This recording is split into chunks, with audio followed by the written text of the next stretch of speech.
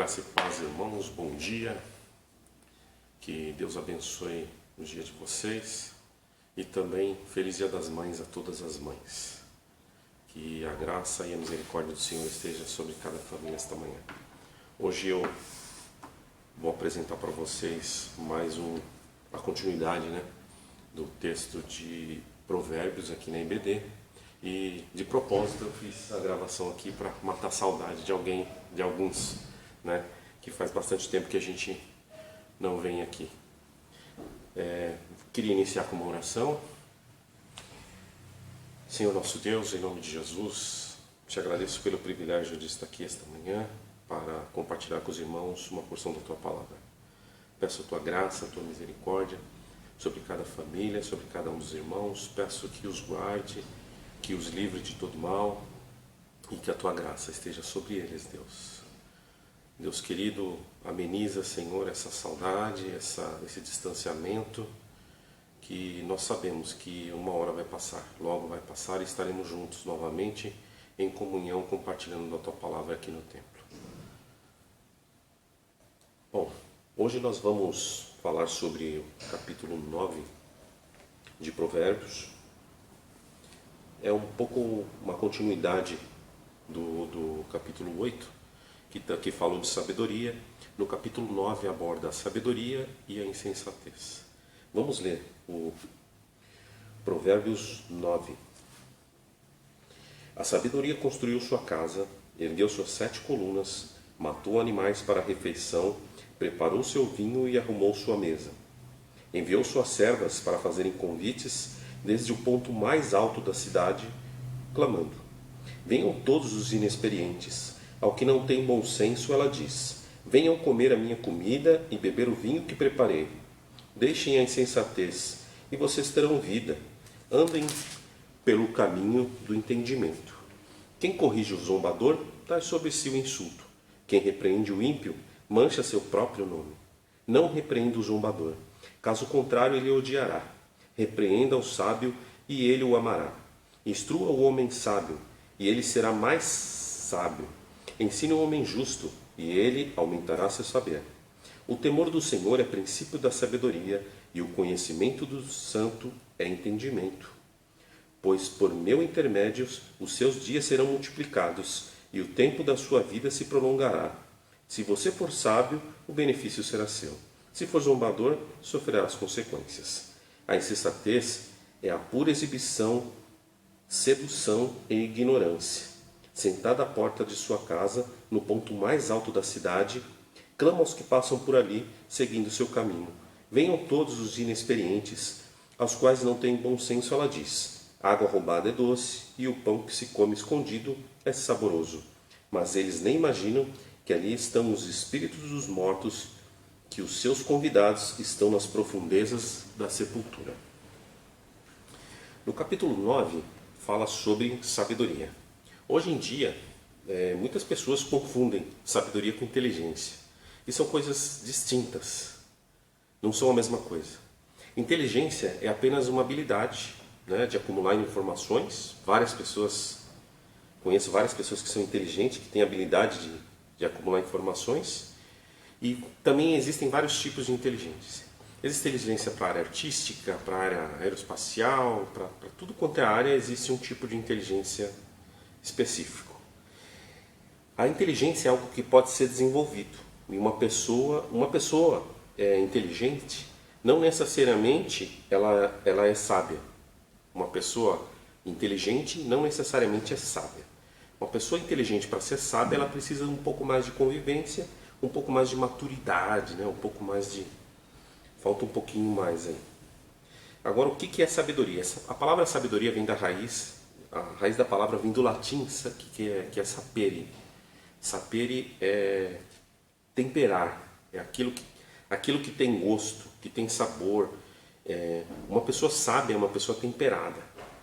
A sabedoria não tem ligação com idade. Não é porque uma pessoa tem um pouquinho mais de idade que seja mais sábia do que outra que tem menos idade, Mas a sabedoria tem a ver sim com a maturidade da pessoa, não com a idade.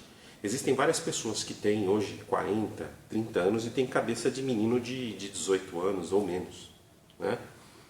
Então, sabedoria não é inteligência, são coisas diferentes. Alguns confundem esse conhecimento, confundem também a sabedoria com conhecimento.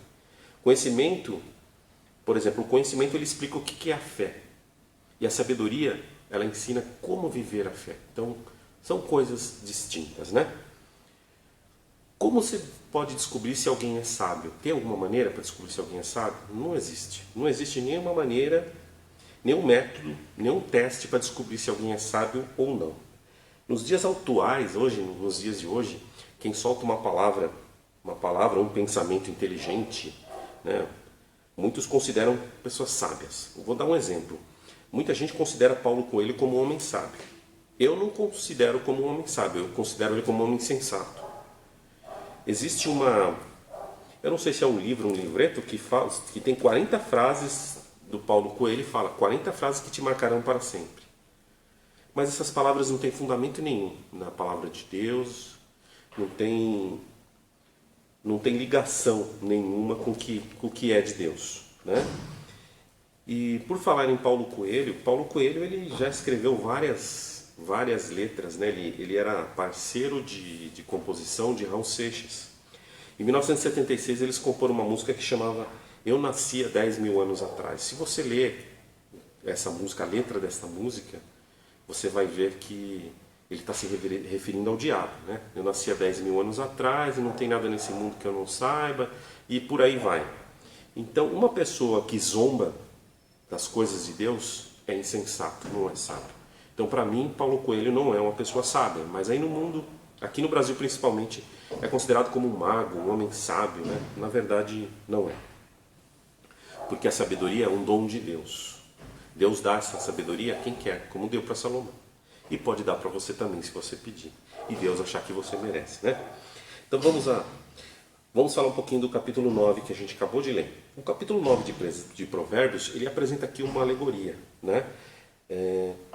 Onde a gente tem a sabedoria dos versículos 1 a 6, e também ele fala um pouco de insensatez, da loucura, né? Dos versículos 13 a 18. Então ele fala como que essas duas figuras alegóricas, elas agem como alguém que faz um banquete e convida homens e mulheres para se alimentarem do que está sendo oferecido nesse banquete. A loucura empurra os tolos para a ruína, enquanto a sabedoria restaura o entendimento e renova a oportunidade de vida. Então o capítulo 9 de Provérbios, para a gente entender melhor, eu dividi ele em três partes, tá? Uma que vai do versículo 1 ao versículo 5, que é a construção da sabedoria. A parte 2, do versículo 6 ao 12, é o conselho da sabedoria. E dos versículos 13 a 18 é o convite da loucura. Então aqui tem um contraste, né? A gente vai ver um contraste definitivo entre a sabedoria e loucura, aqui no capítulo 9, e cada uma delas oferece um banquete. Um para a vida e outro para a morte. E essas duas sessões, elas falam de consequências para a vida de sabedoria e consequências para vidas de insensatez. Então vamos começar a analisar o capítulo 9, versículo 1. Lembra que eu falei que eu dividi em três partes? Vamos falar agora da primeira parte, que é a construção da sabedoria. Então nós vamos focar no versículo 1 até o versículo 5. Tá? Então, o versículo 1 ao versículo 5. No versículo 1, fala que a verdadeira sabedoria, ela edificou uma casa com 7 colunas, né? E o termo hebraico traduzido para sabedoria nesse texto, ele está no plural e não no singular. Sabe por quê? Para chamar a atenção dessas 7 colunas, porque 7 estaria no plural. E nessa expressão, o número 7, ele representa uma completude, ou seja, uma suficiência, né? Conforme é muito comum na poesia semítica, não quer dizer que que haviam 7 colunas ali literalmente, mas sim que a casa da sabedoria tem uma firmeza e tem um caráter substancial. Ela está sendo substanciada, ou seja, com 7 colunas, né? Ela tem uma suficiência, né? Então no versículo 2 fala que a sabedoria sacrificou seu sacrifício, misturou seu vinho e preparou a sua mesa.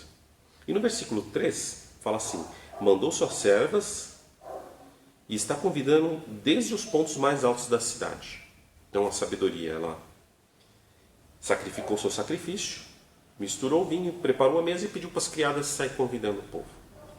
Dentre os alimentos do banquete da sabedoria constam carne e vinho, servidos sobre uma bela mesa.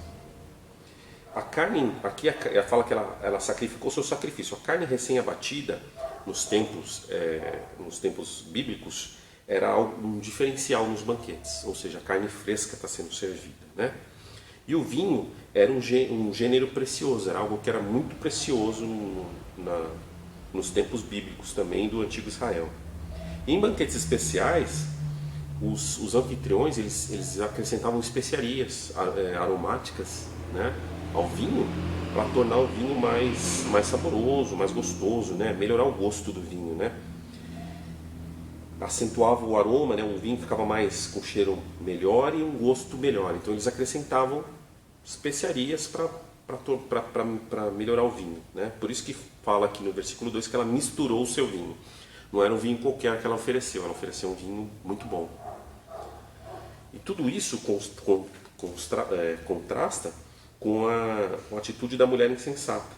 Enquanto a sabedoria está se ocupando em cuidar de cada detalhe que o anfitrião, e está sendo zelosa com isso, a insensata não, ela vai sentar, a gente vai ver lá mais para frente que ela senta na porta de casa, né? Provavelmente uma mulher que não tem muito o que fazer, e ela manda suas criadas, né? Manda suas criadas correrem para a cidade convidar as pessoas para o jantar, enquanto a outra fica sentada na porta da cidade, ela mesma convidando. No versículo 4 diz assim: qualquer um que for ingênuo, vem aqui. Aos que têm falta de entendimento, ela diz. Aí no versículo 5: vinde, comei do meu pão e bebei do vinho que misturei. Então a sabedoria, ela edificou uma casa com 7 colunas, abateu os animais, misturou o vinho para deixar um vinho melhor e preparou a mesa. E ela ofereceu um banquete nesse jantar. E as suas criadas foram instruídas para servir esse jantar. E agora ela faz um convite, né? No versículo 5 ela fala: vinde, né? Tá fazendo um convite. Vinde, comei do meu pão e bebei do vinho que eu misturei. Então, quem rejeitaria um convite da sabedoria, né? Uma mesa bem colocada, um banquete preparado, muito bem preparado. Pior que muitos de nós, ou muitas das pessoas que vivem na nossa época agora, a maioria das pessoas rejeitam, porque elas preferem o prato da loucura, o prato imundo, né? Porque o diabo, a antiga serpente, cegou o entendimento dos incrédulos. Então eles preferem o que é mal do que o que é bom aos olhos de Deus. Continuando no versículo 6, vamos agora ver o conselho da sabedoria, que seria a segunda parte que foi dividido aí. O versículo 6 a 12 fala sobre o conselho da sabedoria. Então o versículo 6, ele diz assim: abandona a tolice e andem pelo caminho da prudência. Então a gente volta um pouquinho no versículo 4 para poder entrar no 6 e até o 12. Então a sabedoria, ela não apenas fornece o que é certo, mas ela proíbe princípios errados. Ela faz questão de convidar para o banquete as pessoas simples, aqueles que ainda não se decidiram pelo caminho que vão tomar na vida. As palavras pão e vinho, com essas palavras, a sabedoria promete vida. E a pessoa que se aproxima da sabedoria não tem nada a perder, só tem a ganhar, né? Ela não tem nada a perder senão a sua ingenuidade. Em Hebreus 5, 13 e 14, fala de pessoas que uma pessoa madura é como aquela pessoa que é capaz de desfrutar bem do alimento sólido. E assim ela consegue o crescimento espiritual. Ela se alimenta bem de alimento sólido e ela tem um crescimento espiritual. Enquanto a pessoa ingênua só consegue beber leite e vai continuar sendo menino na fé para sempre, né? Então isso está mostrando lá em Hebreus também. No versículo 7 diz assim: aquele que repreende o zombador toma desonra para si, e o que tenta corrigir o perverso acaba sendo manchado. Então, a pessoa que repreende o zombador vai continuar zombando, para ele isso é normal, né? Então a pessoa, às vezes, de tanto insistir em corrigi-lo, acaba sendo manchado por ele. Ele tem uma mancha, o tolo, né? O zombador ou o tolo aqui no Provérbios, ele tem uma mancha de caráter. Demonstra pessoas que não têm uma fidelidade assegurada, né? Uma pessoa que tudo leva para a parte de zombaria e de tolices, né? No versículo 8, diz assim: não repreenda o zombador, para que ele não te odeie. Repreenda o sábio, que ele te amará. Então o escarnecedor é quem se opõe à sabedoria. Então quem se opõe à sabedoria é um escarnecedor, ou um zombador, ou um tolo, né? Na verdade, as três coisas, né? O sábio, por sua vez, aceita ser corrigido e reage com gratidão a quem o apontou o erro. O sábio sempre aceita a crítica construtiva. Quanto ao tolo, não. O tolo já quer partir para a discussão, já leva para a ignorância, né? Fica implícito que ele é uma pessoa humilde. Então o sábio, normalmente, o sábio, uma das características do sábio é ser uma pessoa humilde também, que aceita críticas, né? Da mesma forma que o tolo não aceita, e por isso ele age com ignorância, age com insensatez, né? No versículo 10 diz assim: o temor do Senhor é o princípio da sabedoria, e o conhecimento dos santos é a prudência. O primeiro fruto de sabedoria é o temor às coisas de Deus. O medo de ser repreendido não está na vida do zombador, né? do escarnecedor. Ele não se atenta a essa repreensão. O temor do Senhor, ele é o cerne, é o tema central do livro de Provérbios. A única maneira apropriada de se aproximar de Deus é com temor, né? Com reverência. O temor do Senhor é importante para o nosso crescimento e aproximação de Deus. A santidade do Senhor é incomparável. Ele é o único digno de honra e majestade. Buscar o ensinamento de Deus é trazer bênção para a sua vida, né? Então, buscar os ensinamentos de Deus é ser abençoado. No versículo 11, diz assim: porque por mim teus dias serão multiplicados e os anos de vida de ti serão aumentados. Isso é uma repetição lá de Provérbios 3:2. Existe vida isso aqui está dizendo o seguinte: existe vida em abundância para aquele que é obediente. O sábio, ele faz o bem para os outros e ele mesmo é beneficiado. E o escarnecedor, ele procura sempre fazer o mal pelas pessoas e ele mesmo é prejudicado pela insensatez dele, né? Tudo que fizermos, a gente tem um fruto respectivo, né? Então, se você é sábio, se você faz o bem, você pode ser beneficiado. Se você faz o mal, uma hora você também vai ser prejudicado, né? Então, que a gente possa agir com sabedoria. No versículo 12, fala assim: se fores sábio, será sábio para ti. E se fores zombador, somente tu aguentarás. Então, você tem que estar preocupado com a sua conduta. Que maneira que você está conduzindo a sua vida. Você está conduzindo a sua vida com sabedoria? Ou se você está sendo um insensato? Isso tudo vai trazer frutos para a sua vida. Continuando aí na terceira e última parte, do versículos 13 ao versículo 18, é um pouquinho o oposto da parte 1 que a gente falou. A gente falou do convite da sabedoria, agora a gente vai falar do oposto, que é o convite da loucura.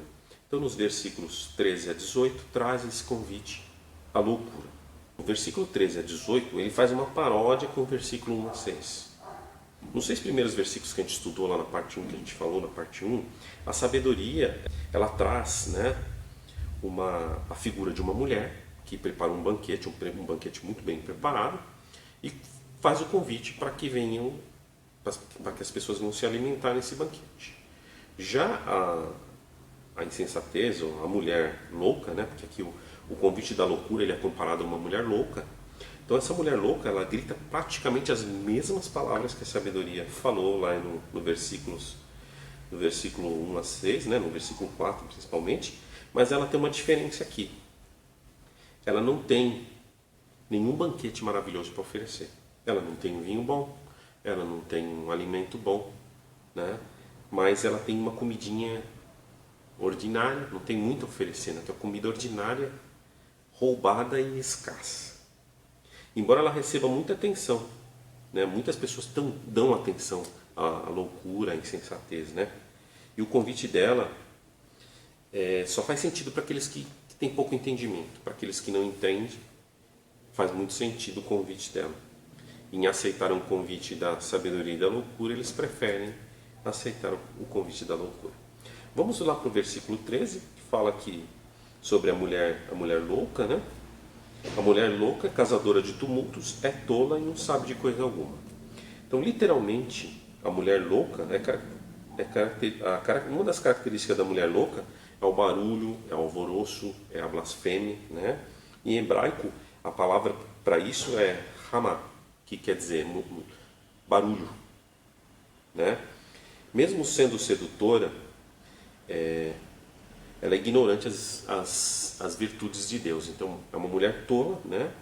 Sedutora, mas ela não tem as virtudes de Deus. Essa mulher está à vista dos homens ingênuos e está pronta para recebê-los e feri-los como uma flecha do pecado, né? Então, a mulher louca sempre está pronta para isso.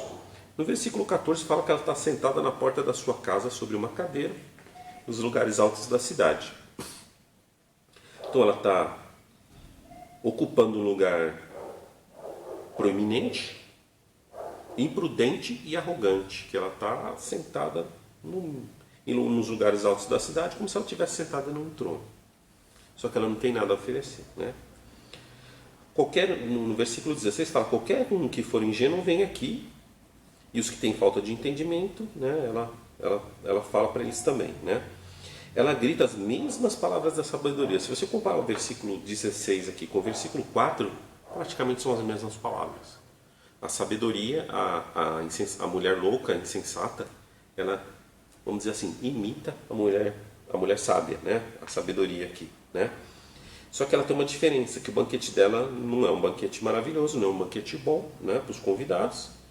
E a comidinha dela, como a gente falou, é uma comida furtada, roubada, né? No versículo 17 diz assim: as águas roubadas são doces e o pão escondido é agradável. A água de cisterna era um bem muito valioso nos tempos bíblicos, né? Para o povo de Israel. Cada família tinha a sua e não estava à disposição das pessoas. Era algo particular, era uma propriedade particular a cisterna. Cada um tinha a sua, né? Então era algo muito peculiar, muito particular da família, né? A família que tinha cisterna, ela ficava ali para servir a família, não para outras pessoas.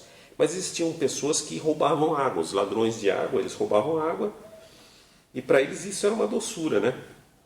Por isso que fala que comer o pão roubado é saboroso e a água roubada é doce, né?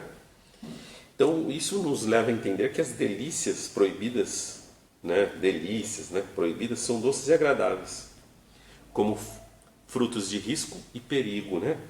As tentações são agradáveis aos olhos. Se o diabo, por exemplo, né, as tentações sempre são agradáveis. Se o diabo tentasse te confrontar ou te tentar na área do adultério, não ia aparecer um dragão na sua frente, ia aparecer uma mulher muito bonita. Então é coisa que vai encher os seus olhos, né? Então as tentações parecem ser agradáveis aos olhos, né? A gente também tem ditado muito semelhante com esse. Diz assim que a galinha do vizinho é mais gorda, a grama do outro lado é mais verde, né? Isso expressa o quê? Expressa cobiça pelas coisas dos outros, né? O que expressa cobiça pelas coisas que as outras pessoas têm, né? E o pior do que cobiçar, às vezes, a cobiça das coisas materiais, é também a cobiça de coisas na área conjugal. Então, muitas vezes, né, essa cobiça não está só na área material, né? Então, as pessoas insensatas às vezes cobiçam. O cara comprou um carro novo, né? Cobiça o carro novo que o cara tem, né? Tudo que ele tem a mesma coisa às vezes em casa, mas parece que o que o vizinho tem é melhor do que o que ele tem em casa, né? Ele às vezes acha que a mulher do vizinho é mais inteligente, que a mulher do vizinho é mais prendada do que a mulher que ele tem em casa, e acaba não valorizando o que ele tem na própria casa, né? E para terminarmos, o versículo 18, ele diz assim, né? Mas, né, os insensatos, né, nem imaginam que ali estão os espíritos dos mortos que os seus convidados estão nas profundezas da sepultura. Então, os convidados da insensatez estão sendo comparados aqui a espíritos dos mortos, né? Fala que eles estão nas profundezas das sepulturas, né? Quem está na profundeza da sepultura não tem muita esperança para ele, né? Então, que a gente ande no caminho da sabedoria, aceite o convite da sabedoria, deixe a insensatez de lado, procure analisar as coisas e ver o que é sensato, o que agrada a Deus. Uma coisa que seria uma ajuda. Às vezes a gente fica em alguns momentos em xeque-mate para decidir algumas coisas. Então a gente deveria decidir, no meu caso, o que Jesus faria, o que está de acordo com a palavra de Deus, né? Então a palavra de Deus tem sabedoria. A sabedoria está contida aqui na palavra de Deus. Todos os livros da Bíblia nos trazem um pouco de sabedoria, né? E que a gente saiba viver essa sabedoria. Amém? E eu termino aqui pedindo para que o Senhor te abençoe e te guarde, que o Senhor faça resplandecer o seu rosto sobre ti e que Ele tenha misericórdia de ti, que o Senhor sobre ti levante o teu rosto e te dê a paz. Que Deus os abençoe, tenha um ótimo domingo e que Deus os abençoe na próxima semana. Um abraço, fiquem com Deus.